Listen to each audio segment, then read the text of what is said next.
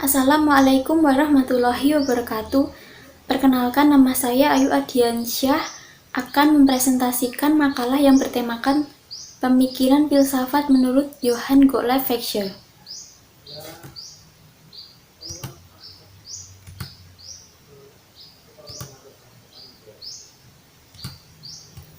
Baik, langsung saja ke pembahasannya. Filsafat Fichte. Ajaran tentang suatu filsafat adalah merupakan hasil pemikiran seorang atau beberapa ahli filsafat tentang sesuatu hal secara fundamental. Mengkaji suatu filsafat merupakan aktivitas yang tidak pernah lepas dari analisa proses perkembangannya. Kajian filsafat harus dimulai dari sejarah perkembangan dari awal hingga perkembangannya pada masa ini. Mengingat bahwa filsafat adalah suatu proses dialog antara orang-orang di zamannya yang kemudian dilanjutkan oleh generasinya. Dalam makalah ini, penulis akan mengulas mengenai perkembangan filsafat pada masa abad modern. Hendak membahas tentang salah satu tokoh idealisme, yaitu Johann Gottlieb Fichte. Dalam filsafat ada beberapa aliran, salah satu adalah aliran idealisme. Fichte adalah salah satu filsafat modern dari Jerman yang mendukung aliran idealisme tersebut. Idealisme merupakan salah satu aliran dalam sejarah filsafat barat modern yang berpandangan bahwa kenyataan akhir yang sungguh-sungguh nyata itu adalah pikiran, dan bukanlah benda di luar pikiran. Realitas itu sama luasnya dengan pikiran, maka yang real itu rasional dan yang rasional itu real. Benda-benda di luar pikiran, seperti alam, masyarakat, alat-alat, dan seterusnya, tidak memiliki status ontologisnya, yaitu tidak sungguh-sungguh real.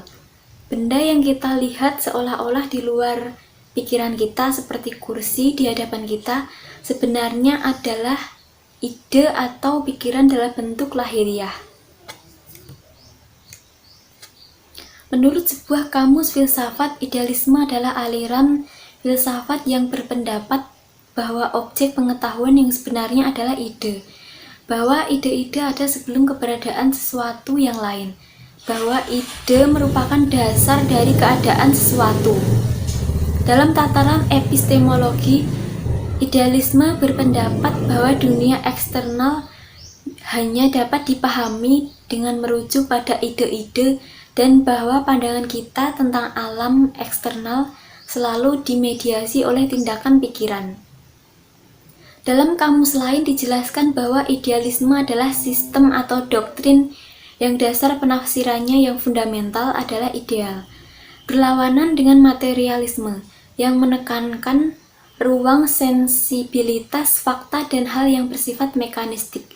Idealisme menekankan supraruang non-sensibilitas, penilaian, dan ideologis. Selanjutnya, biografi Johann Fichte. Johann Gottlieb Fichte lahir pada tanggal 19 Mei 1762 di Ramenau. Ayahnya adalah seorang penyamak kulit di sebuah desa kecil dan ibunya adalah seorang penenun pita. Fichte mewarisi sifat ibunya, yaitu mempunyai sifat yang tidak sabar yang ditampilkan sepanjang hidupnya. Fichte muda menerima dasar-dasar pendidikan dari ayahnya dan mampu menunjukkan kemampuan luar biasa. Hal itu membuat Fichte mendapatkan kesempatan untuk bersekolah dan mengenyam pendidikan yang lebih baik dari anak di sekitarnya. Pada tahun 1780, ia belajar teologi di Universitas Jena dan Leipzig. Freiherr von Militz, seorang pemilik tanah negara, terus mendukungnya, tetapi ketika beliau meninggal pada tahun 1784, Fichte harus mengakhiri studinya tanpa menyelesaikan gelar itu. Karena tidak memiliki uang, ia berhenti dari studinya dan berusaha bekerja sebagai guru pada beberapa keluarganya kaya. Selama tahun 1784 sampai 1788, Ia bekerja sebagai seorang tutor di berbagai keluarga Saxon. Selanjutnya, Feise bekerja sebagai tutor pribadi di Zarit selama 2 tahun, yang merupakan waktu kepuasan terbesar baginya. Di sini ia bertemu dengan Yohanna. Pada tahun 1790, beliau bertunangan dengan Yohanna Rah, yang kebetulan menjadi keponakan dari penyair terkenal di Klapstock. Ketika menjadi seorang guru, Feige bertemu dan berkenalan dengan filsafat Kant, yang amat mempengaruhi karena beliau menakjubkan. Pindahlah beliau ke Königsberg. Dalam waktu 4 minggu, beliau telah berhasil menulis bukunya, Verses einer Kritik aller Offenberg, atau usaha suatu kritik atas segala wahyu, pada tahun 1792. Buku ini bernafaskan Kant sehingga orang mengira bahwa Kantlah penulisnya. Ketika diketahui bahwa Kant melainkan Feige-lah penulisnya, mendadak namanya menjadi terkenal. Pada tahun 1794, Feige diangkat sebagai filsuf di Universitas Jena, dan di sana ia mulai mengungkapkan ide-ide. Pada tahun 1798, Feige menerbitkan artikel berjudul The Basis of Our Belief in the Divine Government of the World, yang kemudian membuatnya dituduh sebagai ateis karena telah mengkarakteristikkan Tuhan sebagai aturan moral di dunia. Pada tahun 1799, karena terlibat dalam perang ateisme, beliau mengundurkan diri dari Universitas Jena dan pindah ke Berlin. Pada tahun 1810, Feige diangkat sebagai profesor di Universitas Berlin, yang waktu itu baru didirikan, dan 4 tahun kemudian, yaitu pada tanggal 27 Januari 1814, beliau meninggal dunia karena serangan penyakit tipes yang dideritanya. Beliau meninggal pada usia 51 tahun. Keahlian Feige dalam bidang filsafat dapat dilihat dari 3 jenis hasil karyanya, yaitu 1. Akberjibestimmak des Menschen, tentang tujuan hidup, terbit tahun 1780. Yang kedua, Grandlight der Gesegneten Wissenschaftslehre, dasar seluruh epistemologi, terbit tahun 1796. Dan ketiga, Das System der Sitteril Hernans dan Prinzipien Etika menurut prinsip-prinsip epistemologi, yang terbit pada tahun 1798. Aliran atau tradisi yang dianut oleh Feige adalah idealisme Jerman, neo-Kantianisme, dan post-Kantianisme. Minat utama beliau adalah self-consciousness dan self-awareness, filosofi moral, dan filosofi politik. Feige juga berpengaruh besar terhadap tokoh filsafat sesudahnya seperti Hegel, Schelling, Novalis, Dieter, Heinrich, Rudolf Steiner, dan Thomas. Berikutnya pemikiran dari Johann Gottlieb Fichte. Johann Gottlieb merupakan filosof yang mengembangkan beberapa pemikiran dari Immanuel Kant. Menurut Fichte, fakta dasar dari alam semesta adalah ego yang bebas atau roh yang bebas. Dengan demikian, dunia merupakan ciptaan roh yang bebas. Filsafatnya disebut Wissenschaftslehre, atau ajaran ilmu pengetahuan, Dengan melalui metode deduktif, Veitch mencoba menerangkan hubungan ego dengan adanya benda-benda atau non-ego.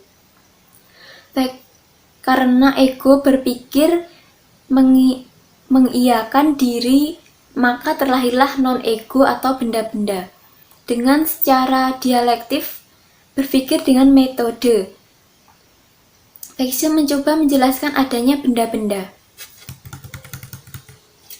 Secara sederhana, dialektika Veitch itu dapat diterangkan sebagai berikut.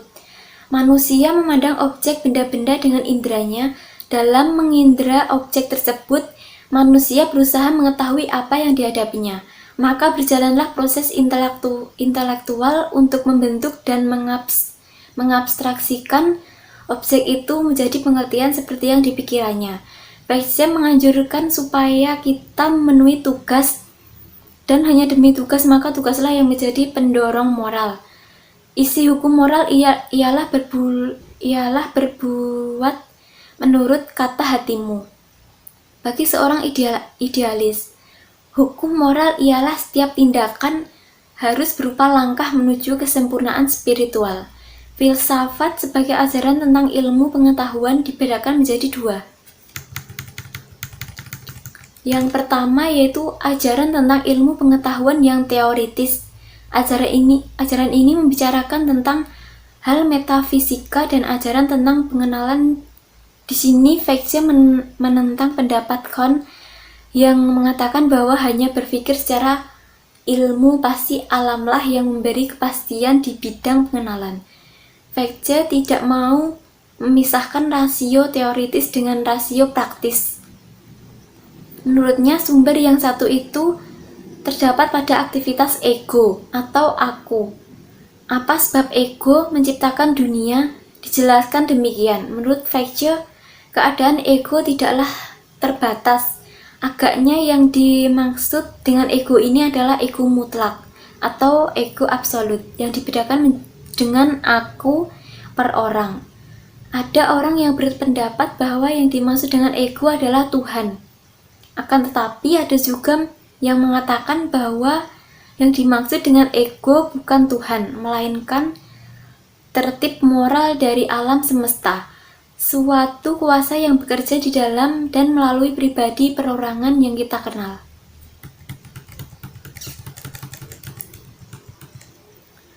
Yang kedua, ajaran tentang ilmu pengetahuan yang praktis.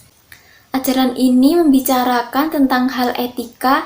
Di dalam ajarannya tentang ilmu pengetahuan yang praktis, Veitch menentang Kant yang mengajarkan bahwa setiap orang harus mentaati kewajiban. Yang penting bukan ego atau aku, manusia dalam arti yang seideal mungkin. Sebab aku itulah yang mengajarkan tata tertib serta keselarasan di tengah-tengah benda yang banyak sekali.